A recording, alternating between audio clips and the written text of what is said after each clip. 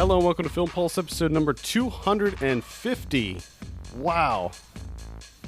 My name's Adam Patterson. Joining me today, we've got Kevin Rakestraw. How are you, Kevin? I'm doing all right. Good. Great to hear. How's the weather there? It's pretty nice. Yeah, it's pretty decent here, too. It's in the 60s. Sunny. I didn't ask. Okay. Well, just thought of maybe you're curious about the weather. I'm just trying to do some small talk with you. Jesus Christ. We don't need to say that small talk shit. This week isn't. It's the weekend. I'm not at work, so I get enough of that at work.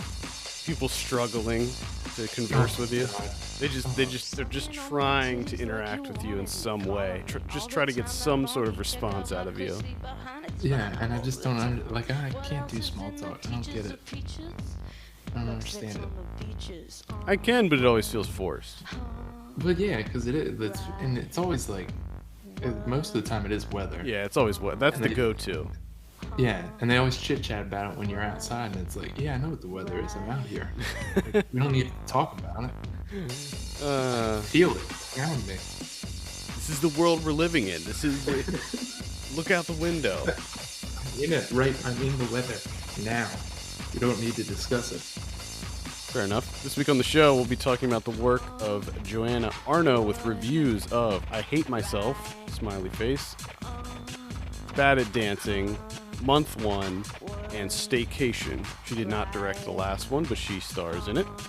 We'll also be going over some of what we've been watching on the watch list, along with a roundup of new releases in theaters, VOD, and Blu-ray. Remember, you can join in on the conversation by sending us an email, podcast@filmpulse.net, or sending us a tweet at filmpulsenet. And if you like what you hear, consider helping us out by donating to our Patreon at patreon.com/filmpulse, just like Bedros did. Thank you so much for becoming our latest patron. Remember, Film Pulse is completely viewer supported, so we appreciate all the help we can get. I feel like we should just dive right in. I was thinking we could do the short films first, Okay. and then tackle the feature doc.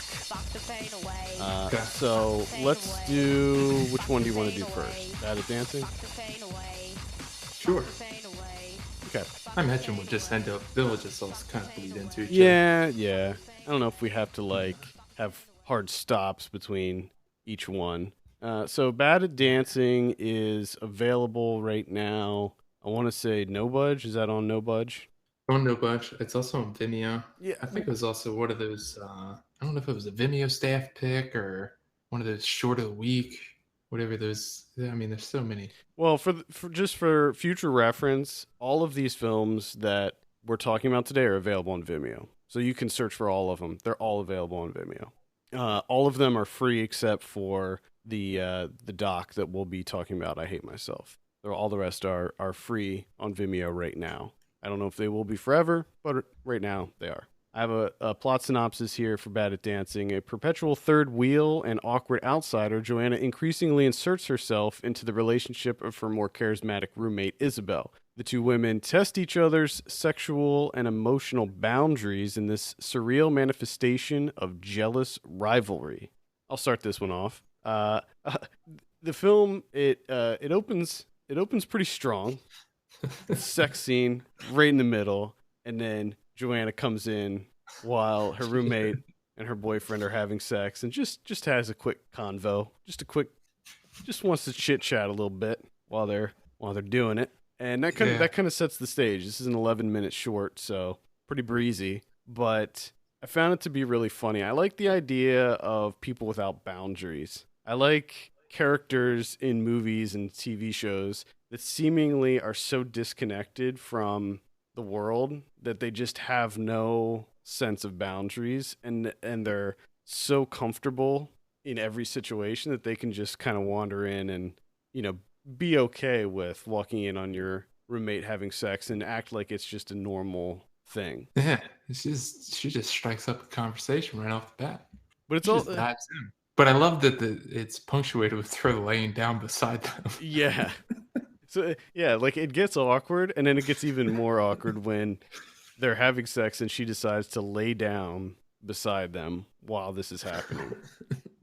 And I also like how at first they stop and then they're like, let's just see this thing through. So then they continue going even after she comes in.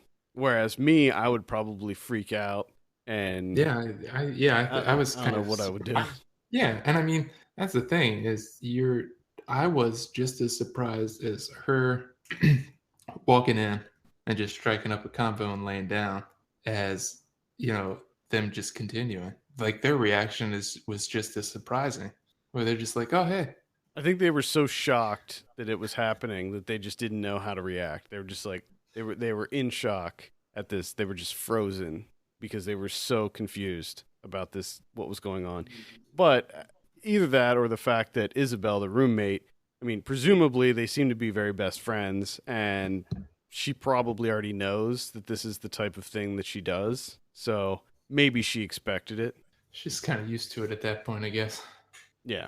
I don't know. I certainly wouldn't be able to have a roommate that had no boundaries like that. I did live with some people that had very, very thin boundaries. Like they would do things like use my towel and I would go to take a shower. My towel would be gone or be soaking wet. Fuck that. Things like that where it's just like, that is not cool. Not cool. Mm-mm. I can't take any of that stuff. I need privacy. Hell yeah, I couldn't do any of that. Overall, I liked the short quite a bit. I thought it was very funny. I think that Joanna Arnow plays a very funny character. She's got that sullen deadpan Mm-hmm. down to like when they're out dancing and she just decides to sit. Yeah. She just sits on the floor. Oh god. She almost reminds me of the shoot. I can't remember her name, but she's the one character in Baskets with the broken arm, the perpetually broken arm. She just sort of reminds me of that with that kind of deadpan humor that I appreciate so much. Yeah, she does do a fantastic job of that deadpan humor. But I also thought it was kind of interesting, Isabel's character, where she's kind of like a best friend superhero Yeah, because she's she just giving rolls with her it. undivided attention, even though she's got other things going on, obviously. Right. She has her own life. She has her own individuality. But then you have Joanna Arnow, who seems to be lost in the world, trying to live vicariously through her roommate. But her roommate is still supporting of her and willing to sit down and sing a song and Yeah, they be just your need. best friend. Yeah, you just need to get together and lay out those boundaries. I think. Yeah, I I think mean, that would like make any good friendship, absolutely. there's some work involved Just with it. you just got to set them up. You got to what's on. In limits, what's off limits, that type of thing. I mean, my first thought was, yeah, I mean, you have a door, so step one, you already have that, Mm-hmm. right? Mm-hmm. It's not like Mm-hmm. you have to have a door installed. I can understand if you don't have a door and you need to have a door installed because, yeah, you would kind of procrastinate getting around to that because there's money involved and all that. But you have the door, Right. so it's a matter of just shutting that door. I think at this point, Or And- shutting and yeah, locking.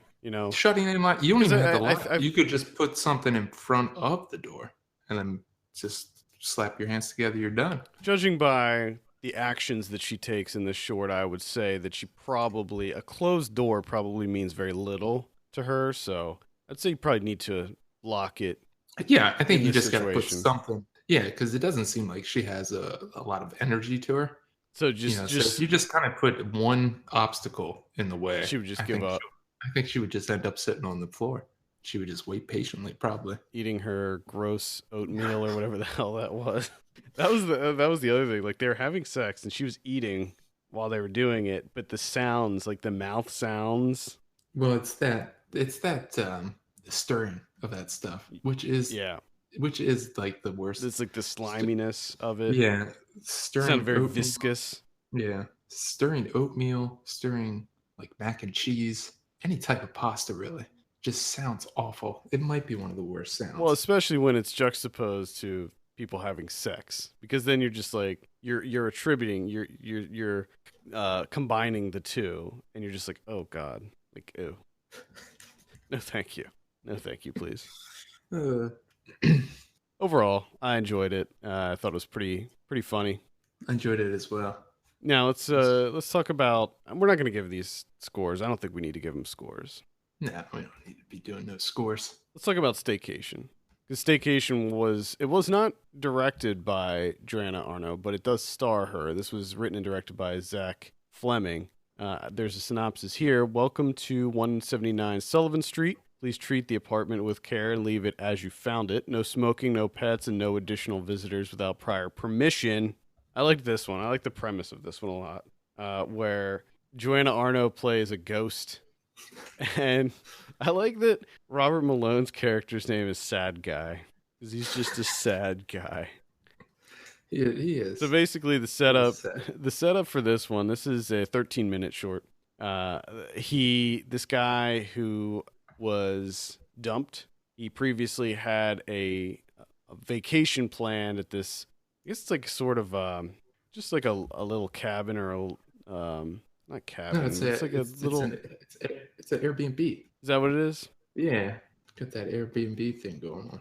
I didn't know if it was like an actual like rental unit or like an Airbnb situation. Either way, they had it booked already, so he decides to go. It's sort of like that movie Joshy that came out last year, where he decides to go despite no longer being together with the person. And basically, it's just him being depressed, moping around the house while Joanna Arnow kind of just watches him, observes him, and then occasionally gets her throat slit and bleeds everywhere. Yeah, which the first time that happens, it was awesome. First of all, I was like, "Holy shit, that's pretty cool." It looks good too. Yeah, that's what I mean. I don't mean that the act of someone dying is cool. The effect. Just yes, I love when people get murdered on screen. It's just you watching movies, and then when finally someone dies, you're like, "Yes, thank God!" I'm fist pumping in the air. I'm cheering. About fucking time someone dies. No, I was referring to the effect. It was a cool looking effect. Which even like, because when I on No Budge, the still that's underneath like the play button is her standing there with blood coming out of her throat, but he's just like sitting and reading a hardback book. So I know it was gonna happen, but even when it first appears, it still caught me kind of off guard because I didn't expect it to happen in that way. Yeah, and the sound on it, how you can just hear it splashing on the floor. And she just wanders around. Yeah. So what did you think of this one? I enjoyed this one too. The only thing about this one that it's kind of, I feel like once that happened, it was kind of like, all right, we're at the end. But then the film continues to go. Yeah, it wasn't even close to the end. Yeah, and I'm just kind of like, I think we're done, aren't we? Like we discussed everything that needs to be discussed, I would imagine. Yeah, there was the whole stealing of the pen thing, her taking the pen. Yeah. Which I wasn't really quite sure about because she takes the pen and puts it in the box, and then he goes and pulls it out. But then she ends up with it again at the end. Like, how did she? Yeah, but he left it in there. I think he put it back. Oh, he did. He put it back. Okay, because I saw him take it out, but I guess okay. And I think he was like, okay, I'll just keep it in the box. A little memento. Yeah. Ghost key. It's just collecting mementos. The Tamagotchi and other little knickknacks in there. Yeah. Which, how long has she been haunting that place for? Since the 90s. Damn. This is a cool little premise for a movie. I liked it. Yeah, that's what I mean. It was interesting enough. Yeah, and then this one is also, like I said, available for free on Vimeo. It's just you can just do a search for Staycation. It's one of the very first ones that pops up. So yeah, it's like 13 minutes. So it's you got some extra time looking to kill, just give it a look. And I think that the other thing that a lot of these shorts and most short films these days do is they act as sort of a almost like a demo reel for the director. Like, if you like this movie, maybe keep an eye on this guy. Well, and I think with this one, you have a good premise, but it's also one of those premises that is kind of perhaps limited in what you can do. Like, I don't know how much more you could take this with her just kind of like wandering around.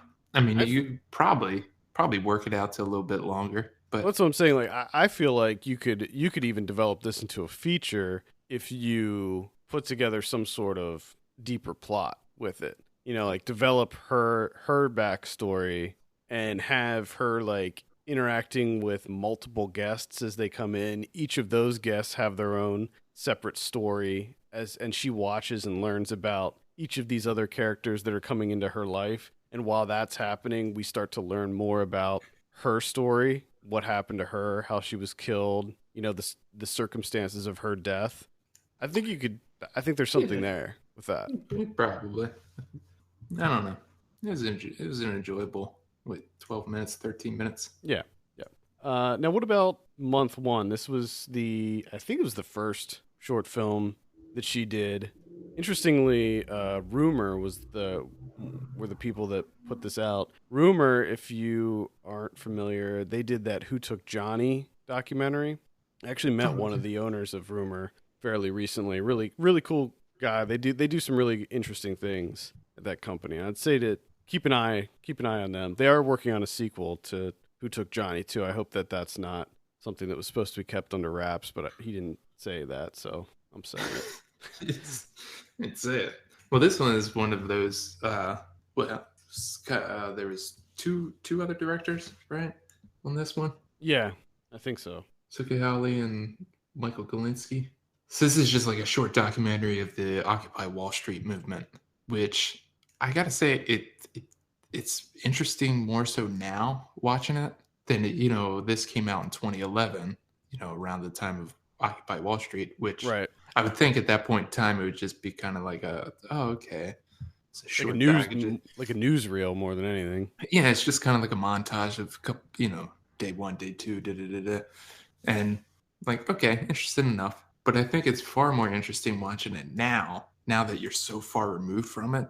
And I was Yeah. just kind of struck by the Michael Moore scene where he's like, 100 years from now, people are gonna know. It's like no, they're not. Like, Yeah. everyone kind of forgot about you already. We all forgot about Occupy Wall Street. Yeah, and I think I predicted that that was going to be the case when Occupy Wall Street. Because the problem with Occupy Wall Street was that they didn't have a big enough stance. Like they didn't the reason behind it was not really, it was too broad. Like there needed to be a point to all of this and a goal. And I feel like the goal was just way too general for it to really carry any Yeah, weight. well, Plus, with if you're looking to do something that big, like what Occupy Wall Street was trying to aim for, they gave up way too easily. Like they moved on. Like Black Lives Matter kind of took over that, yeah, and and they've maintained theirs because I think their goal was a little more. well, exactly. I mean that's the thing. Like Black Lives Matter held a lot more weight, and they didn't just kind of lose interest after 2 weeks. You know. Well, yeah, and Occupy Wall Street. Well, and I mean that's Black Lives. That you kind of don't lose interest in that. But Exactly. with the Occupy Wall Street, you're like Wall Street's bad, and it's like yeah. So what's your alternative? Like Exactly. our Like entire country's built on this. What do you want us to do? yeah, that's the thing. Like, I feel like everything about that movement was a little too loosey goosey. Now, that isn't to say that I don't think that it was an important moment in our recent history, but No, but will it is one of those things that kind of showcases that people can get together behind something and occupy a space and gather and march and this and that, and it's like okay, now let's try and not go to the top of like big banks and capitalism is bad, let's march on that. Let's try and do like let's work our way up to that, hmm because you can't just all gather in a park and be like Wall Street's bad. Oh, okay, again, what do you want us to do? yeah, and maybe and maybe Replacing it with. maybe there's something to be said about the Occupy movement kind of reigniting the spark of the idea of protest, mass protest in this country. Because I mean, then we did have Black Lives Matter, and then after Trump was elected, we have just massive, massive amounts of protests. I mean, just this past weekend, we had the huge science march, and I don't know if you saw the turnouts for that, but holy shit, there were tons Yeah. and tons of people on Yeah. this. So I think that for what it was, I feel like the Occupy movement did. I think they did some good in gathering people together and showing that we can come together and stand up for something that we all collectively believe in and try to stand up and make a difference. Because in the end, we do live in a democracy, and although it may not seem like it all the time, our voices will be heard and they do matter. So, in that regard, I think that the Occupy movement was a good thing. I don't know if it did that much other than maybe laying the foundation for things to come. But getting back to the documentary, I thought it was a very well put together documentary. I thought that it was edited very well Yeah. in showing a lot of facets of the movement. I thought that was funny, the Michael Moore thing, how they were all repeating after him, and I was like, guys, I don't think that this is like one of these kind of repeat after me situations. Like, I'm pretty sure he was just trying to make a speech, and then they all just started mimicking his speech, and then it got me to thinking I would love to see this happen in other scenarios, like Donald Trump making a random speech about some bullshit, and just everybody in the crowd just repeating his speech as he's saying it. I would like that to happen, but in the childish way, where it's repeated back to him with that like whiny voice. Like the sarcastic, Yeah. or like I think like anything that Sean Spicer says in any of the White House press briefings, I think that would be really funny too. Like if all of the news and media outlets decided to band together and do that to Sean Spicer. Yeah. Oh my God, that'd be amazing. I think that's the one good thing of Occupy Wall Street, where it's like they kind of realized that there is a strength in that unity. It's just I don't know if anyone's really harnessed that unity for anything yet and really utilized it to its full power. And it is disheartening too, because you look at recently there were marches on tax day. It was actually a couple days before tax day. It was the normal tax day, but they extended it this year. But there were those tax day marches where they were demanding that Trump release his tax returns. Yeah. And it did nothing. Like, it didn't do anything. And when something like that happens, when you have 25,000 people marching in New York City, to Trump Tower demanding that he does this, and he's just like, fuck you, I'll do what I want. It's like, it's really disheartening, but I think the important thing is that the marches are still happening, and I think that it's vital that we continue to push, because if we stop pushing, then there is no resistance. You know what I mean? Yeah, but I also find it interesting, especially with something like Occupy Wall Street, where you have the lower working class. They can't occupy Wall Street. Like, they have to work. They need money, because it's a capitalist society, and they need to work in order to live. So they can't join you. That's why a lot of these more recent marches have been they're all on the weekends. Like, people got to work. We understand that. Yeah. That was I always found really interesting with the Occupy Wall Street, where it's just like people can't pitch a tent in the park, like they have to work. I think that one argument to that would be you spend as much time there as you can, and hopefully other people will take your place when you have to leave and go to work. Yeah. It's like what's happening with the pipeline. How people come and go, but there's always a group there representing that. So yeah. At any rate, I would say check out month one. It's worth a look. I think that it'll be even more interesting to revisit it like a year from now and just see where it's at now, that like a year after into the Trump presidency. Yeah, because we showed all those banks. I know, right? They have even more power now than they did back in 2011. Yeah. You can't stop them. You're never going to stop them. Can't stop, won't stop. They got too much Goldman Sachs, what? Got too much going on.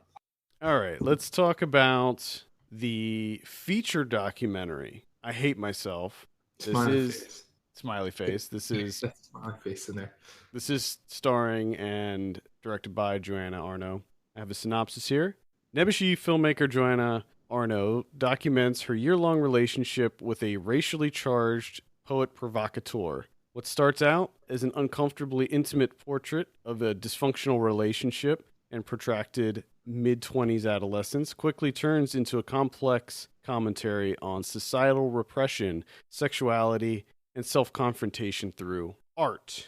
Now, the one thing that I liked about this movie was that end part. I liked how the film starts off as a documentary about whether or not she should be dating this guy.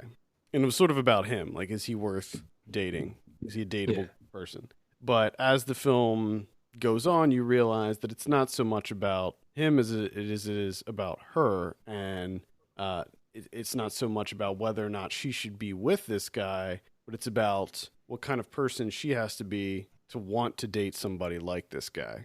Because it's very quickly established that this guy is pretty wretched, I would say. Yeah. Yeah. Yeah. And I'm right there with you because I thought the same thing. It starts out right away as kind of like this question of not only is this guy dateable, but who would date this man? And of course, the person that's doing that currently is her. So obviously, she starts looking into that as well. Because you're right, it is set up right off the bat that yeah, you shouldn't date that guy. Yeah. That's I mean, at least for me, that's Yeah, what I I mean, thought. It's like no, yeah, he nope. it Case seemed closed. it seems like he's a pretty big piece of shit from like the onset. And I will say that to make a movie like this, and I totally give it to her for being extremely brave to make something so raw and introspective like that. I don't know if I've ever seen a movie like this before that's kind of that real. I mean, Yeah, it was impressive. That being said, I found it almost unwatchable. Like I had such a hard time with this movie because the just dealing with that guy and everything that was happening in it. It was just it took everything to such high levels of uncomfortable and awkward yeah, that I was just really, really struggling with it. And I felt like, this is a great, if I'm trying to figure out myself or my relationship or something, doing it this way, like making a movie about it and then going back and watching it and analyzing it and seeing how I am in the situation, like that's kind of a cool experiment. But to put it on display for everyone, like I don't know if anybody needs to see this. Like it's not a movie that I could really recommend that someone yeah. watches. I mean, it's interesting in a number of ways though, because I mean, because I'm kind of with you too. I felt much like her mother at the end when she's like, "This is your private life. You shouldn't be filming this." And I was that's kind of what I was thinking too. It's like, yeah, I don't think anyone should be really filming this stuff. I mean, and if you are, maybe not share it with everyone though. Maybe you can just watch it yourself. Right. Where kind of like at the end where she watches it with James. It's like, okay, that you could watch it together and kind of discuss it afterwards. That makes a bit of sense. But the thing that does kind of interest me a little bit is, how much of an effect does that camera have? Because this guy is just he is running on attention. That is Yeah. just he is trying to mainline that shit straight into his veins. So he's got the camera on him. So how much of that is an exaggeration of him where he's finally got the camera on him. So is he playing it up a little bit? And then even at her at one point is because she's talking to her friend or whatever about, why would you like to be with this guy or what do you see in him and stuff? And she kind of points out that she finds him like compelling and charismatic and she kind of in a sense wants to be a performer too. So is there a certain point in time in the film where she kind of starts playing the role of as kind of becomes a performer herself? Because at the beginning she's kind of says she's like a wallflower, Hmm. and then like halfway through or so you see where she kind of starts taking over a little bit. Right. And I think it's at that point where the sort of conversion happens between the film being about the boyfriend in and switches to being about her and her how she's feeling during this whole process and what she's going through and all of that stuff too. And I thought about that as well. The fact that there is constantly a camera there, and I'm sure that this movie is just under an hour, and I'm sure that she's been filming for hours and hours, like every day for the good part of a year, probably. So she's probably constantly filming. I'd like to think. I mean, it seems to me, and I bet if you, what's the boyfriend's name? Josh? James.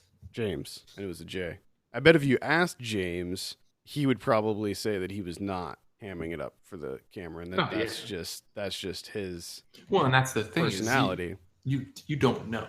Right. You know what I mean? Once you insert a camera into the situation, you have no idea what that situation would exist without the camera. There's no way to have two situations simultaneously, one with a camera, one without a camera, to be able to, look at the difference between the two. I'd like to think though that if you had the camera on almost constantly, like from the moment you get up to the moment you go to bed, that camera is poised at you. After a certain period of time, you would just start acting naturally. Like you would just kind of accept it as a part of your life and just be yourself. Because I never got any kind of big impressions that they were putting on a show for the camera, except for when James was obviously putting on a show for the camera, like, in his little whatever the fuck that place was, the juice bar thing that he had with his open mic. Hosting the old open mic night at the juice bar, which wasn't. It just looked like. It looked like a fucking storage locker. Like, and also like where he was living, I was like, is that like an actual apartment, or is he just like squatting in a house that's set to be torn down? I mean, it was like, yeah, it's never really clear. It was a rough looking house. Well, it was interesting because when you first meet him at his house, they're outside, and I was like, oh, they got a pretty nice place. That's it's an all right backyard. Yeah. And then when they show the inside house, it's like, oh, okay, no, it's not. it's the opposite. Okay. I think that's how a lot of places are in New York. Looks can be very deceiving. You have a nice backyard and the inside of your place looks like a dump, or the inside's nice and you either have no backyard or it's really bad. It's like a junkyard. Yeah, I think, when I first went to your first place, I wasn't prepared for that. Because I know, you were kind of telling me like, it's like a studio apartment. Da, da, da. I'm like, oh, okay. Then I walk in, I'm like, it's like as big as my bedroom. Yeah, it was a room. It's like, wow, okay. I mean, I knew it was gonna be small, but Yep. Thought it'd be a little more. That's what it's like. That's what it's like. But yeah, I really like what she was doing here, and I thought that it was interesting and compelling in a lot of ways. I thought that it was a very engaging film, but at the same time, I couldn't stand any of it as I was watching it. Like, it just put the baddest taste in my mouth. Like, well, especially him. I mean, mean, it was just, he's so gross, and I just had a really hard time watching it. Yeah, and I don't know. Just like right off the bat, I'm just kind of like, like New Yorkers are just weird, huh? Okay, like, yeah. Just like, because he's so like.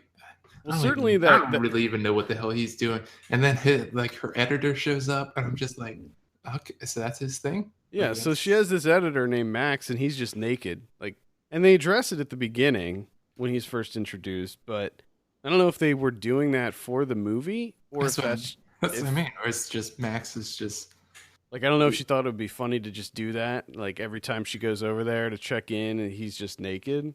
Well, that seems to be, because I watched the Staycation and the Bad at Dancing before I watched this, so I kind of have this idea of I'm kind of idea of her with the deadpan comedy, right? Right. I'm like, is this just like is this like a comedic bit? Yeah, is this all part of the performance, or Max just doesn't like to wear clothes? I want to say no. I mean, everything about this, and if it is, then that's great. That makes it better, because everything about this felt so authentic and so real to me that I just have a hard time believing that a lot of it, I mean, maybe some of it was performance, but I think that most of it was very genuine, especially like towards the end when she was having such a hard time with the relationship and kind of like breaking down and crying and stuff. And he just had his stupid fucking smug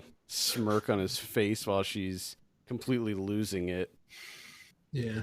And I think, I mean, I also think that it has to be addressed, the sex scenes in this movie. You, which, even after watching Bad at Dancing, right, where, like you said, starts off with bang, it's just right in the middle of a sex scene, right, and you're kind of like, oh, okay, this is how it's going to be, right. Even at the end of Bad at Dancing, I was kind of still surprised at the way that it ends, Right. and then even knowing that going into this, you know, and you're even kind of you have Max being naked throughout the entire time, and then we just it happens at the end there where it's just like, oh, okay, Well, there's two scenes that happen yeah. that it's just, It's just like, wow, you're gonna put that in there too. Jeez.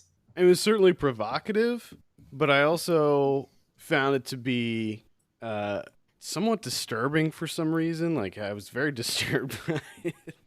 And I don't care about sex in movies. No, I I don't think I don't dislike sex in movies. I don't love sex in movies. I'm pretty indifferent about it. I feel like sex scenes in movies, if they're warranted, are perfectly fine. But there was just something so skeezy about the sex in this movie I think that made me feel very dirty. well, the thing for me too was it was because it's happening like towards the end, and she's pretty much made the realization that okay, we should end this relationship, and she seems to be taking a little bit more of like taking the wheel of her life and everything, and you almost like at least for me, I was kind of like rooting for her, Hmm. where I was like, yeah, okay, you're making all the right steps here, and then to kind of like fall back in with them was like, ah, Yeah, and I think that showing that and making sure that you accurately portray that in the film, I think that that's an important thing, because I think that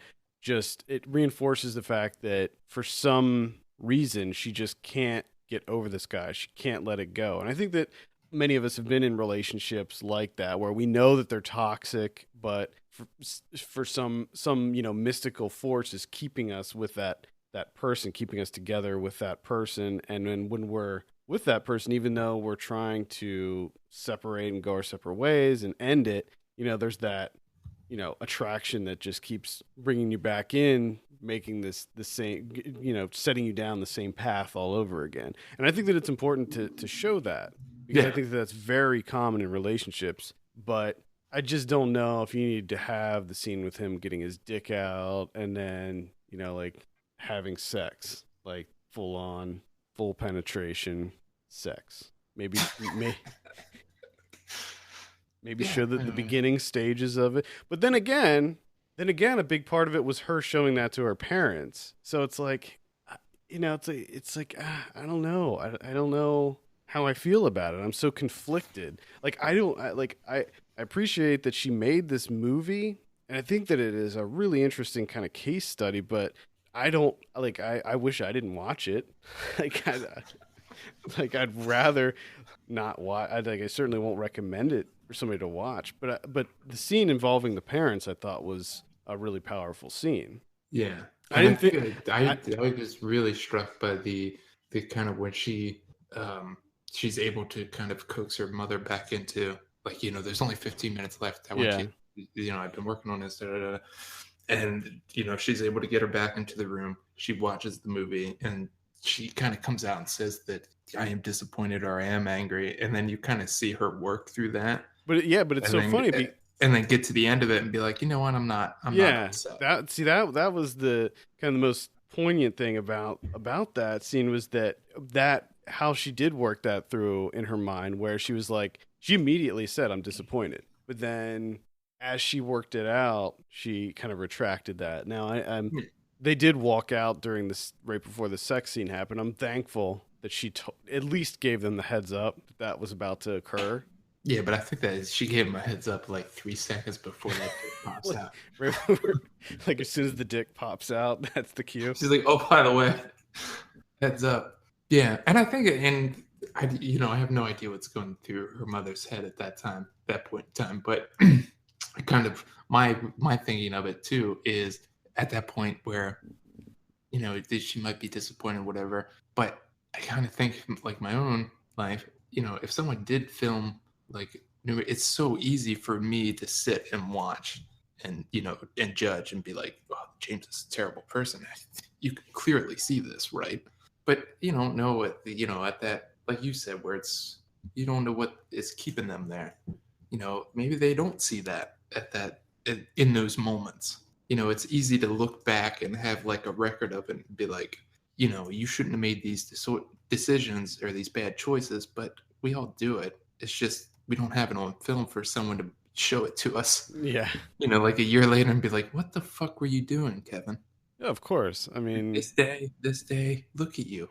like I said, we've all, many of us have been in toxic relationships before that we should have backed out of, but for whatever reason didn't. That's part of growing up. That's part of life. Yeah, and I And think watching her, do this, um, don't ever do that. Don't ever film your life.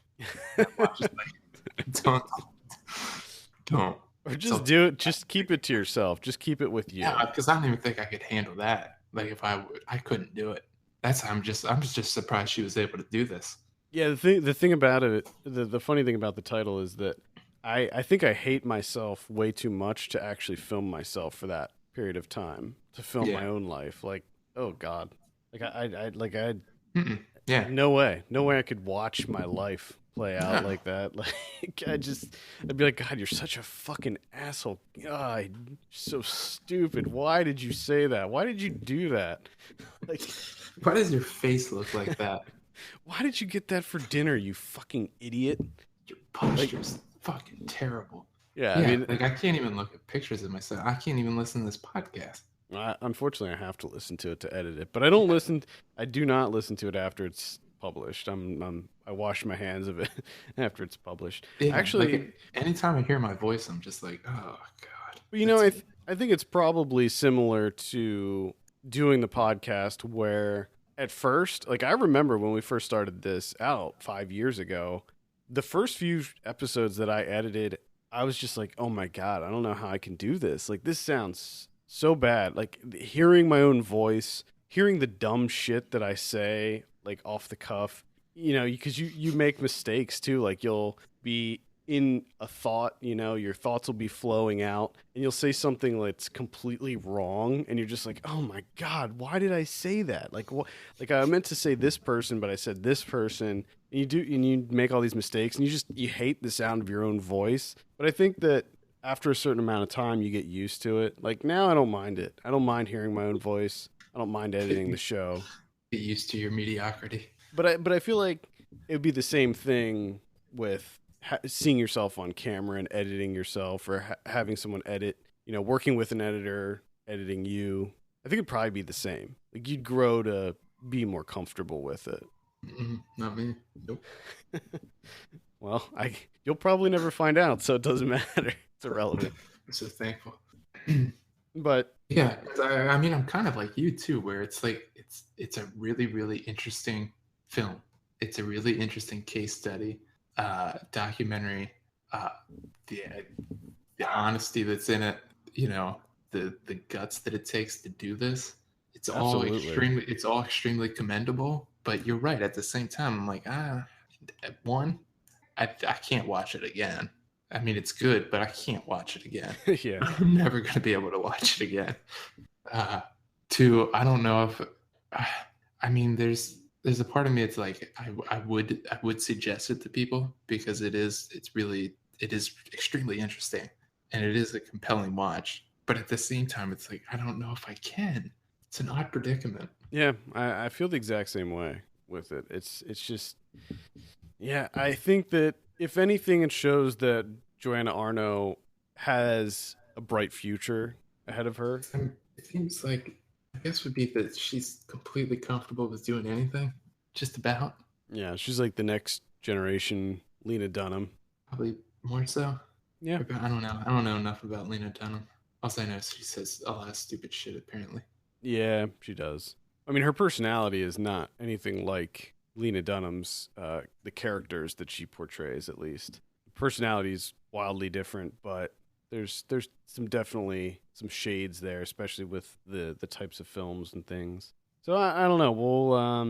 We'll see. I'll definitely be keeping an eye on her for sure. Like the next thing that she puts out, I'll certainly give it a look. I mean, hopefully I have some sort of heads up if there's going to be a lot of unsimulated sex with a gross dude. I have a feeling that that's going to be a staple. That seems to be like one of her things, right?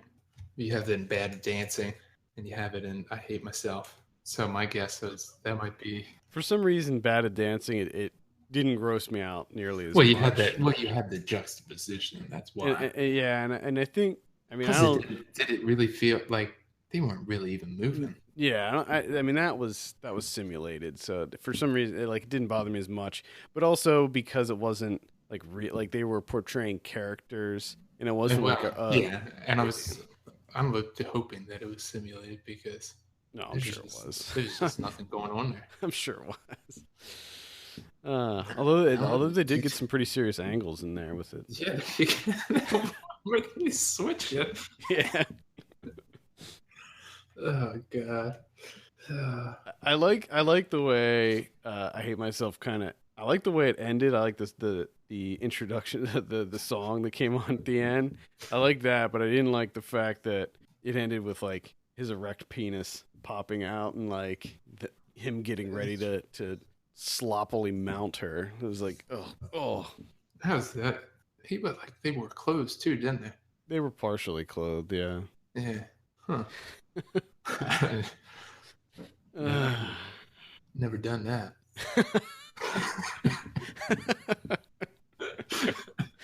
All right.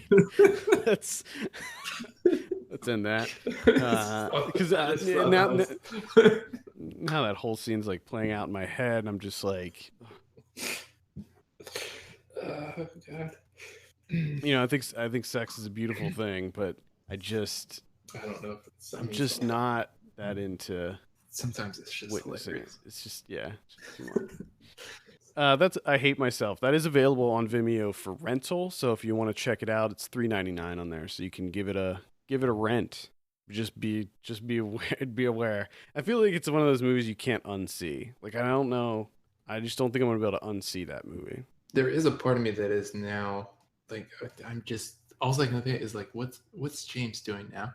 I don't know. It's a good question. Like I thought to myself after the movie, or maybe it was today when I was thinking about the movie. Do they still keep in touch?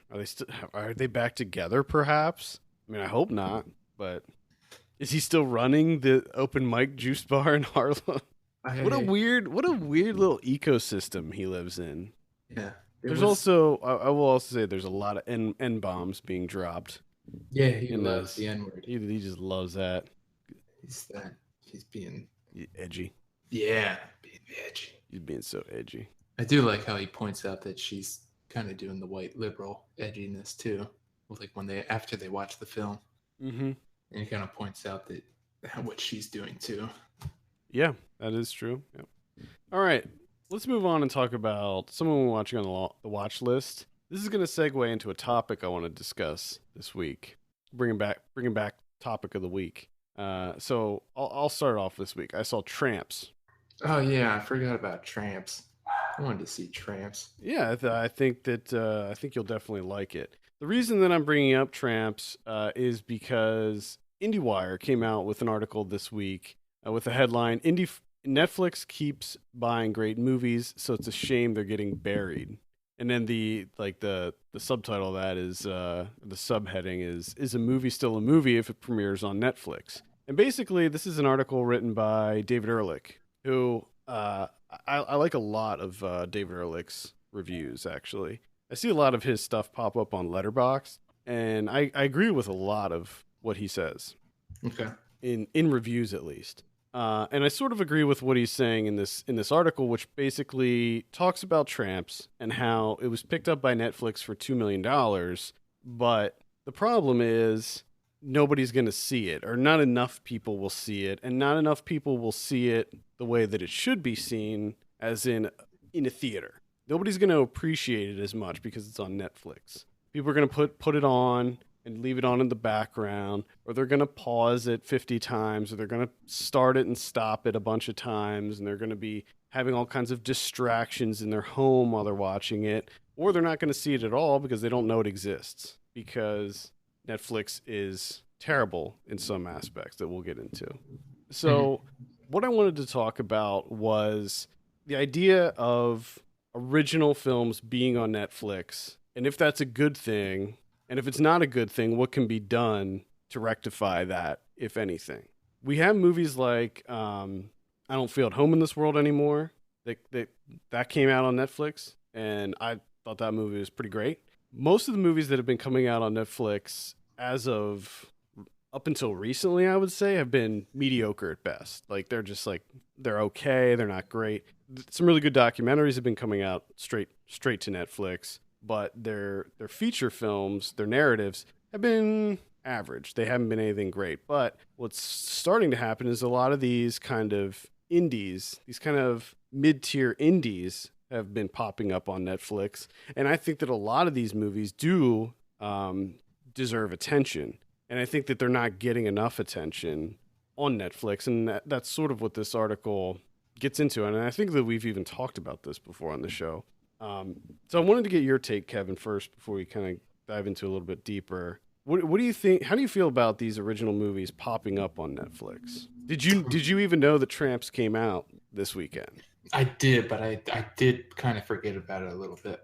But at the same time, I didn't get on Netflix this And I weekend, think so I that don't know that's if it part of the affected. problem. That's part of the problem is that Tramps came out on Netflix. I knew that it was coming out on Netflix because I actually keep up with it. If I didn't keep up with what movies were coming to Netflix, I would have no idea because I go into my Netflix. Tramps is nowhere to be seen. I actually have to search for it in the search bar for it to show up.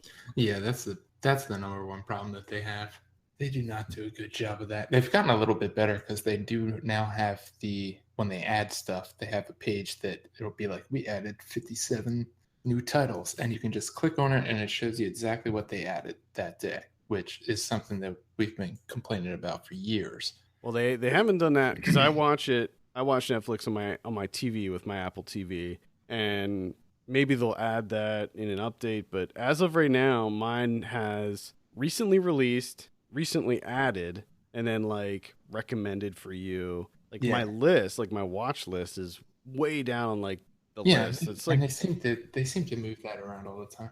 But as for these films coming out on Netflix, uh, I think it's a good thing. I don't know, I have no idea what impact it's going to have down the road. But again, I'm looking at it from a person that lives in small town America, which a lot of people live in, right?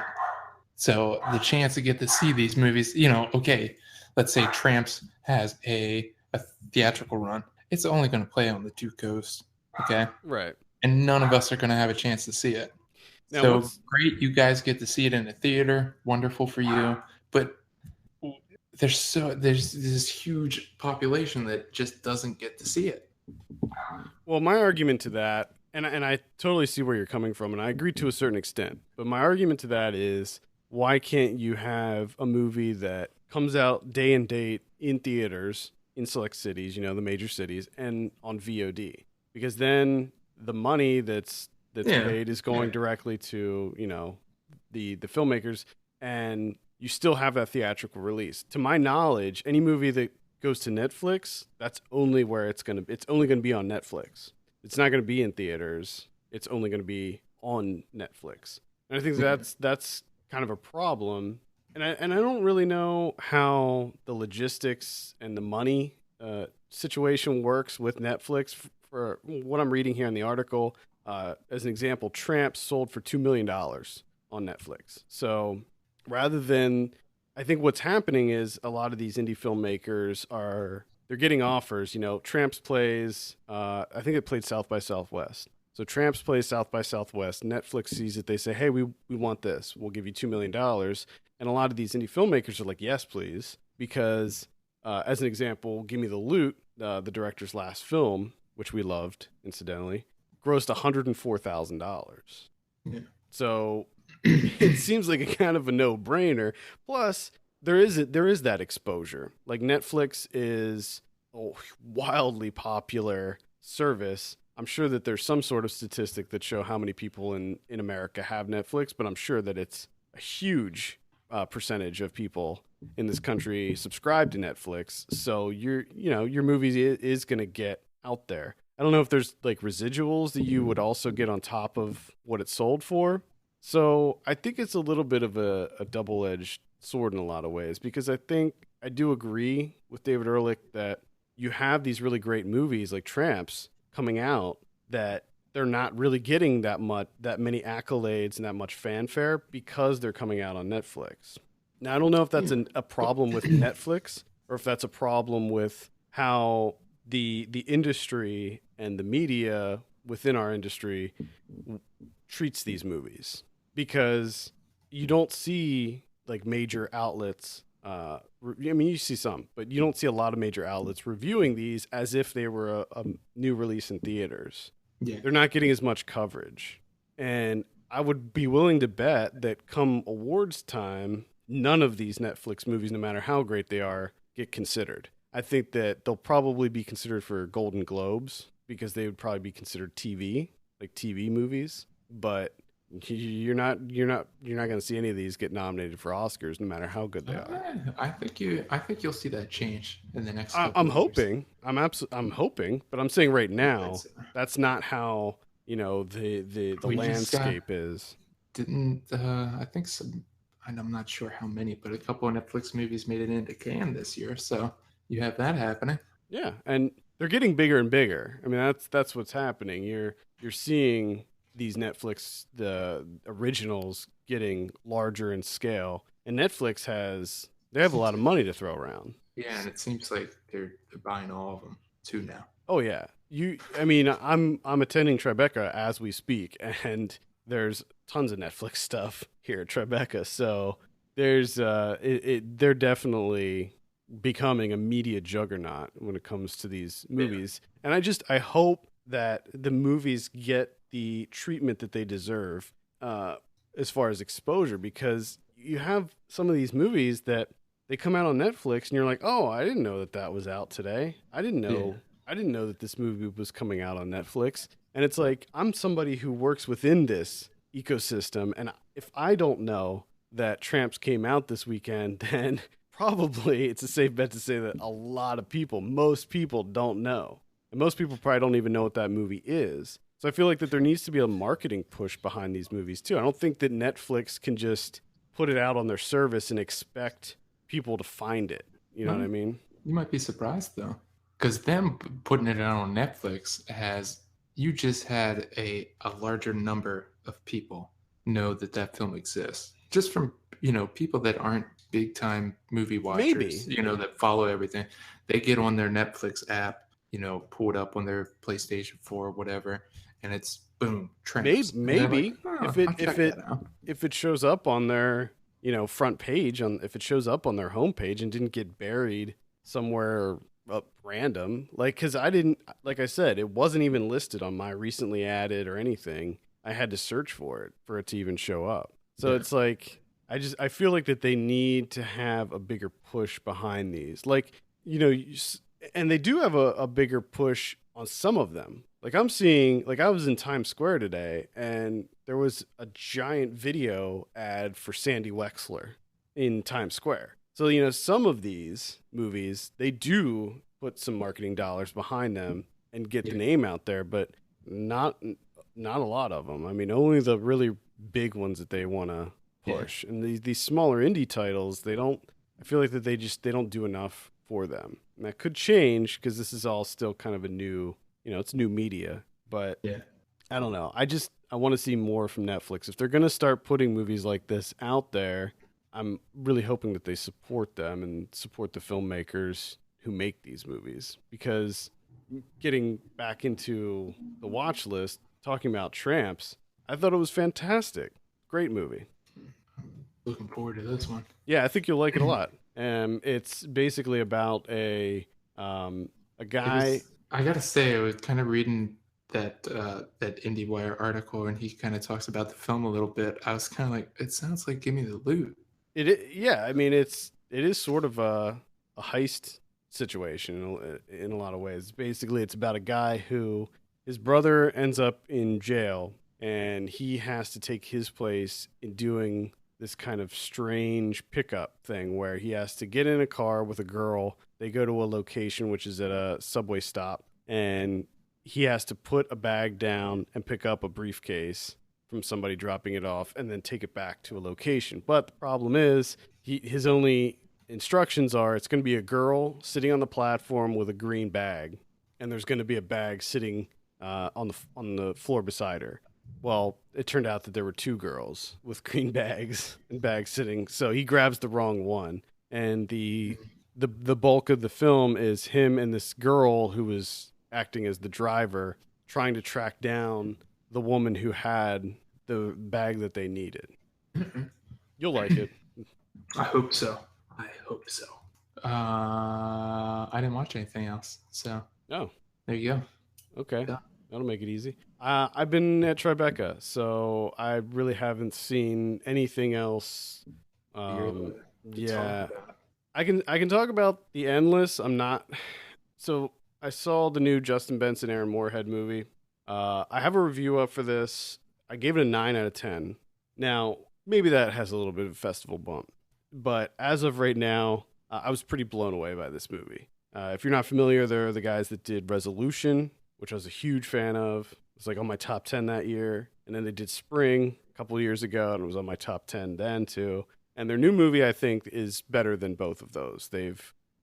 I feel like that these guys are maturing as filmmakers to such a high level that I'm telling you right now, they're after this movie comes out, and I don't think it has a distributor yet, but I'm absolutely 100% sure that it's going to get picked up at Tribeca.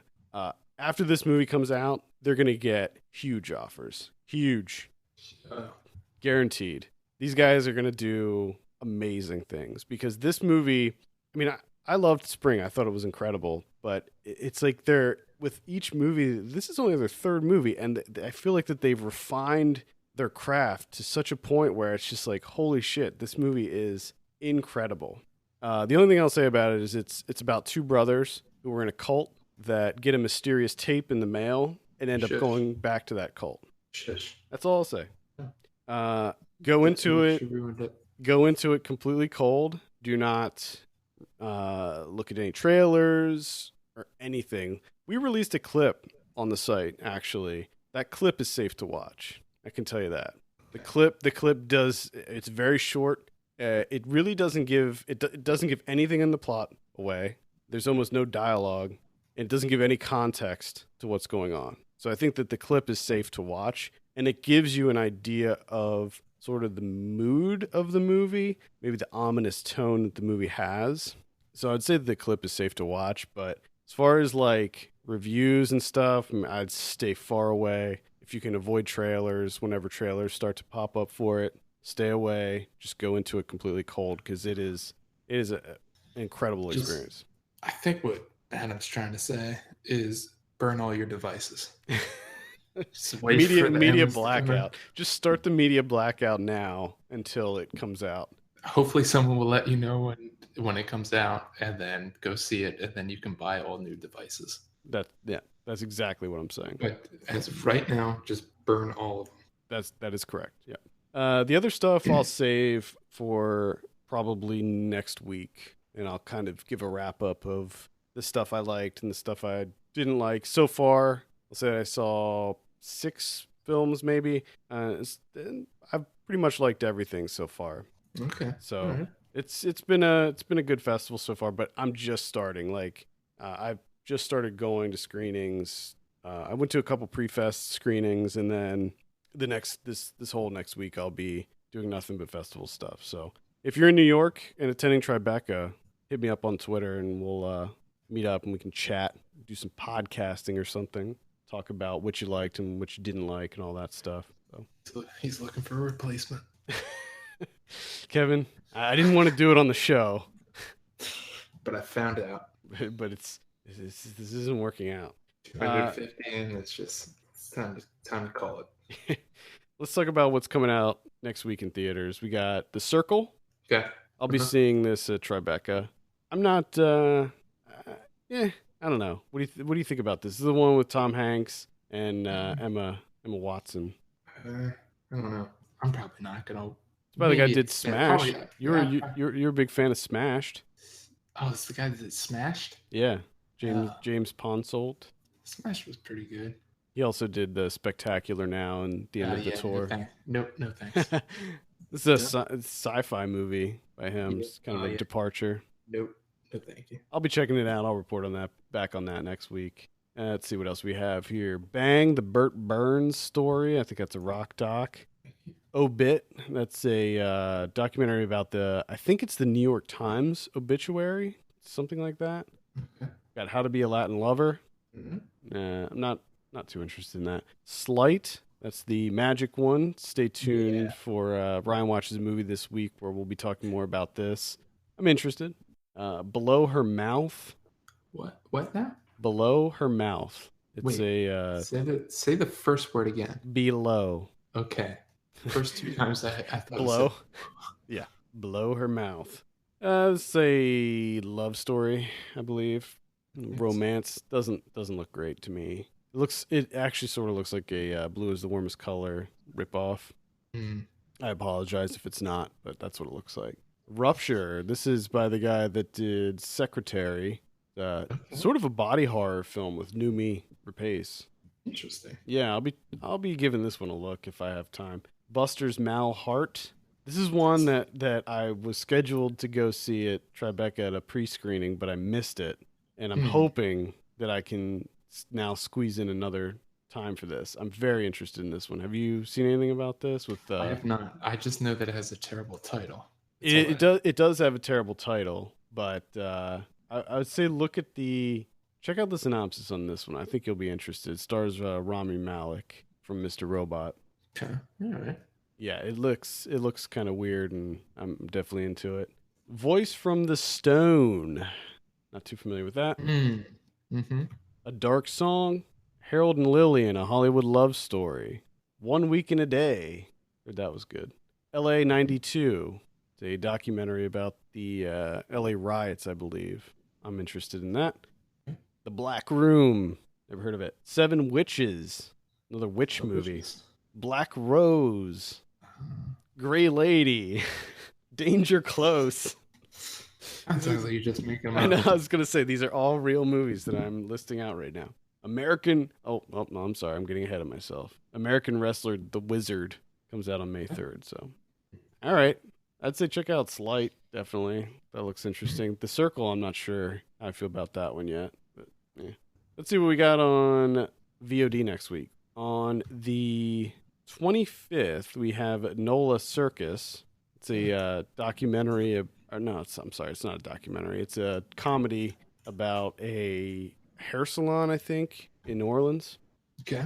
And then on April 28th, we have Voice from the Stone and Below Her Mouth. Yeah, come on. Enunciate. I'm trying. Damn. I'm trying, all right? I'm sorry that me saying blow and below sounds similar. Exactly the same. Sounds exactly the same. Oh, well, I'll have to work on that. Okay, I'll add that to my list of voice lessons. There you go. Next week on Blu-ray, this is for Tuesday, April 25th. We have Psycho Cop Returns from 1993. I've never seen any of the Psycho Cop movies, but I want to check them out. You gotta rectify that. Yeah, I think, is this one on Arrow? No, it's Vinegar Syndrome. That's right, Vinegar Syndrome. They put out the first one on Blu-ray as well. So, yeah, I want to look into that. Microcosmos from 1996 is getting a Blu-ray release. The Screaming Skull from 1958. The Exterminator 2 from 1984. I saw Exterminator 1. I cannot remember if I saw Exterminator 2. I think I did. Shout Factory is putting that out on Blu-ray, so that's pretty cool. I like the first one. The Girl with All the Gifts comes out. We reviewed that on the show a few weeks back. We enjoyed that. Indeed. Kaltiki, the Immortal Monster from 1959. Arrow is putting that out.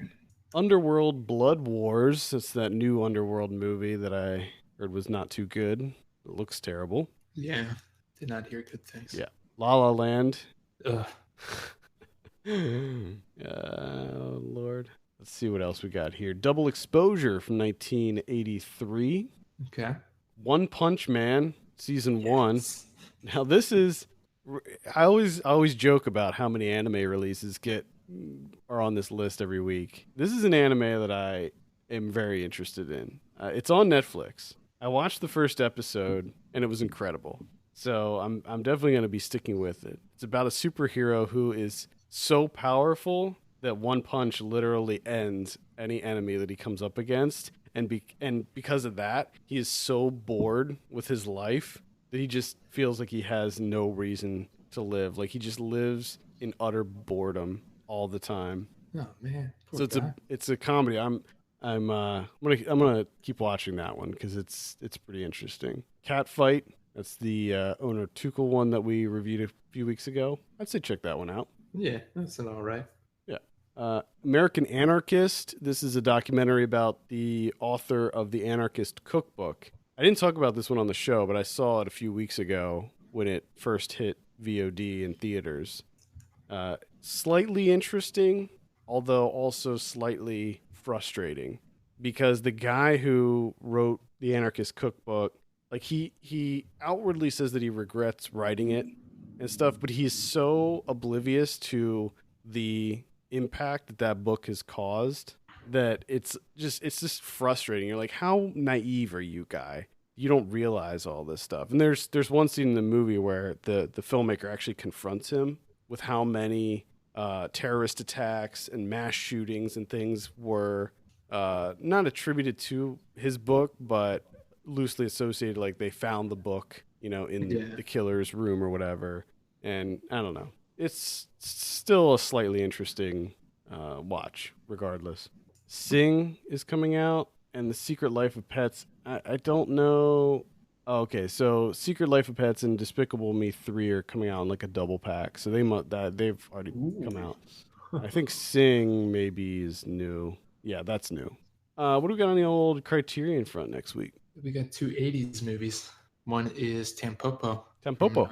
1985 on the a quest for the perfect ramen. I've heard so many great things about this movie. So I'm pretty excited that it's finally being released. And then the other one is Francis Ford Coppola's Rumblefish. This was such an interesting movie, Rumblefish. I didn't see this movie until many, many years later. In fact, I think it was like maybe 5 years ago I saw it for the first time. And I didn't know anything about it, honestly. And it's very odd. It's a very odd movie. Check it out. I'd recommend checking it out. Yeah. Will. All right, I think that is going to do it for this week. Thank you so much for tuning in. Be sure to follow us on Twitter, Film Pulse Net and Film Pulse Kevin. If you have any questions or topics, you can send us an email, podcast@filmpulse.net. If you want to take a look at our Patreon page, patreon.com/filmpulse, consider helping us out. It costs just $1 a month, and you'll be helping us tremendously. For Kevin Rakestraw, my name's Adam Patterson. We'll see you next week.